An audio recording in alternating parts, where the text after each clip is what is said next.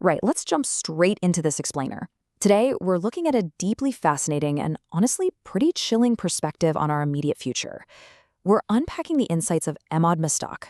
You probably know him as the former CEO of Stability AI, and he recently laid out some very dark cautionary warnings about the monopolization of artificial intelligence. We're going to explore his thesis on the impending collapse of human cognitive labor, the rapid rise of digital doubles, and why he's absolutely convinced the very structure of our economy is about to just flip on its head. We have to start with a deeply unsettling question, one that sits right at the core of Mostaque's entire thesis. When will your brain power be worth less than nothing? I know, it sounds like pure science fiction, right? But Mostaque argues this isn't just some distant philosophical thought experiment anymore. It is a rapidly approaching economic reality.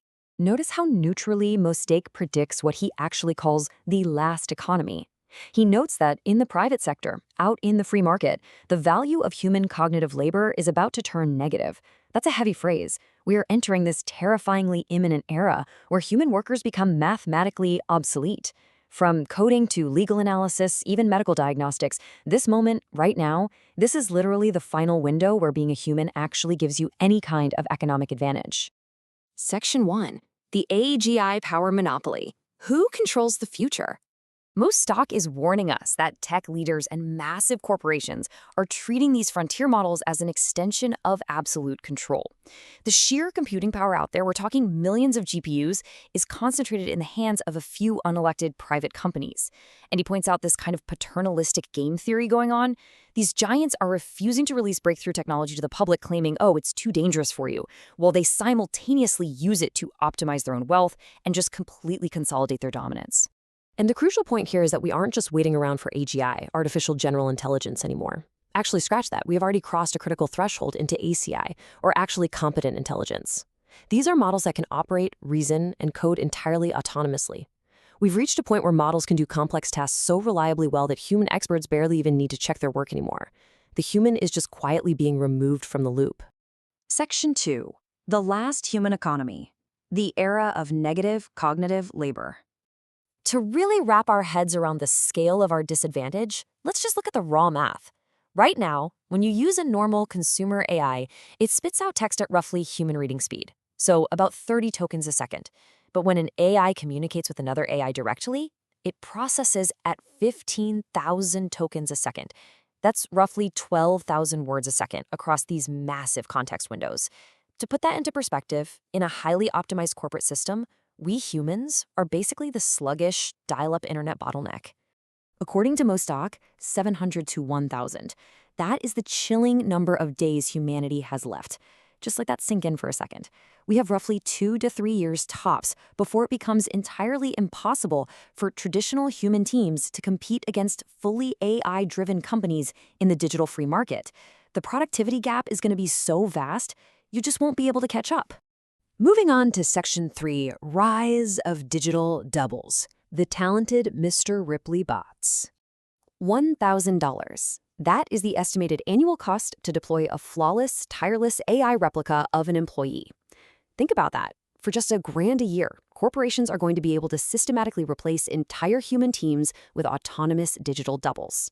The capabilities of these, what he calls Ripley bots, are just staggering.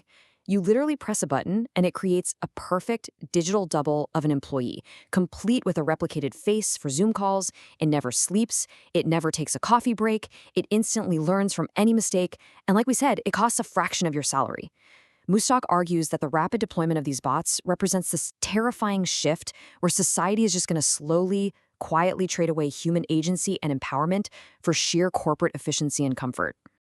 Section 4. The 3 AI Futures. A crossroads for humanity. Mostaque actually envisions the next 1,000 days splitting into 3 very distinct paths. First, you've got digital feudalism.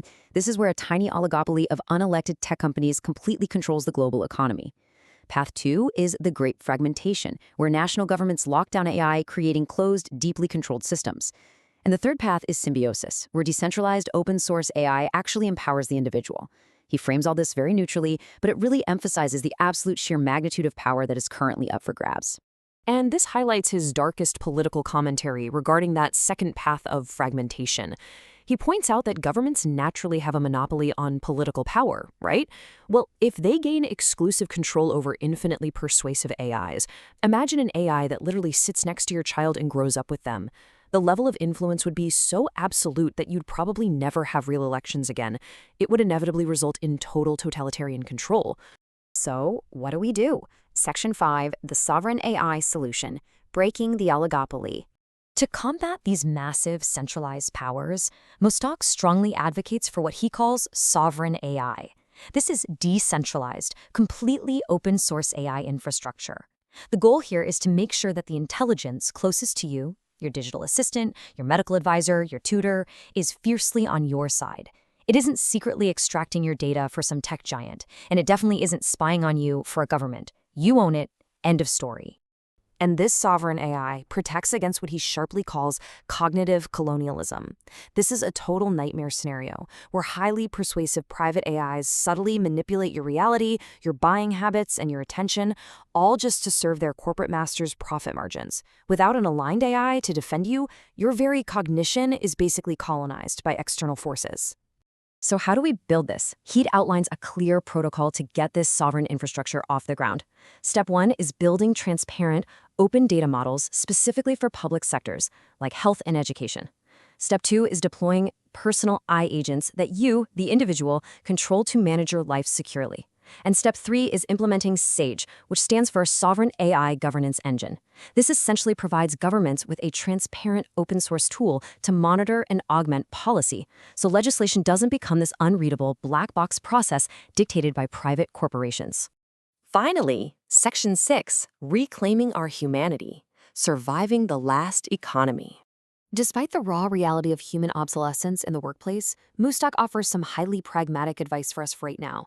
First, relentlessly use AI tools for at least an hour a day. Why? Because you can pull ahead and automate your own job before a corporation does it for you. He also strongly urges us to shift our focus away from pure material capital and heavily invest in our network, our diversity, and our community.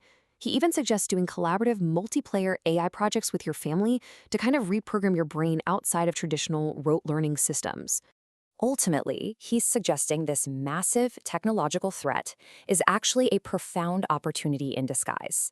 Think about it. If cognitive labor goes to zero, it forces us to re-examine our core identities. For centuries, our self-worth has been entirely tied to our job titles, right? Accountant, lawyer, coder. But Mostaque reminds us that our true value was never meant to be exclusively tied to cognitive labor. The meaning of life isn't work. It's our connection to each other. It's community. So, we're going to leave you with this provocative thought to consider today. As that 1,000-day window closes in around us, and as infinite intelligence fundamentally reshapes the entire global economy, in a post-labor world, what will your role actually be? It's a question we all need to start answering right now.